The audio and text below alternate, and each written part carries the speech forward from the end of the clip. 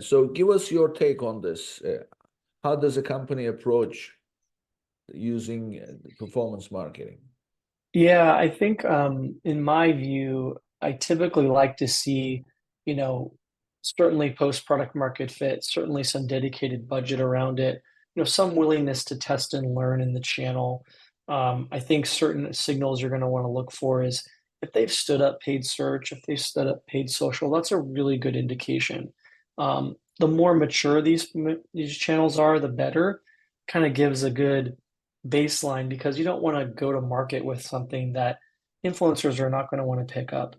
Um, a good example is there's an opportunity to gift a ton in influencer marketing to a point where if your product is good, if it's well reviewed, if it's high quality, you're going to have a lot of existing customers that are probably willing to sign up to be an ambassador or influencer or of sorts.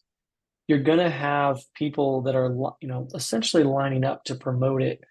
So those are all things that you want to look for. That retention rate is really valuable. That AOV and lifetime value is really valuable. So once you have those standards kind of lined up, you're going to want to look at a tracking mechanism. We'll talk about this more a little bit later, but utilizing something like a CJ, like we talked about, something like an Impact. Aspire is a good one in the influencer community. Impact's done a lot recently. They've acquired companies and they have a creator product where they can track influencers quite well. Um, there are social snowballs, one I like as well. They're doing a lot of innovative things to tap into your existing customers to make it a little easier for them to promote, as opposed to try to seek out all these influencers from the outside.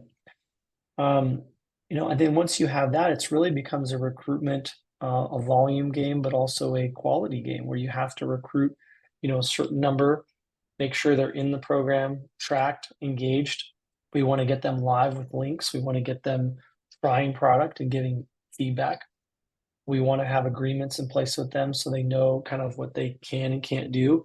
Ideally, there's a nice medium where the partner really feels they can come from their voice. They can speak candidly and excitedly about a product, but obviously do so in a way that's, you know, reasonably on brand.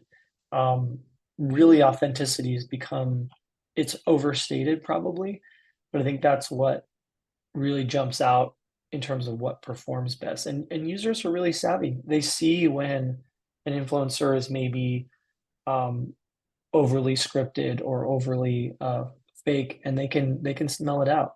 And so I think, where there's not perfect polish, where there's some maybe mild errors, some of these do surprisingly well from a performance perspective.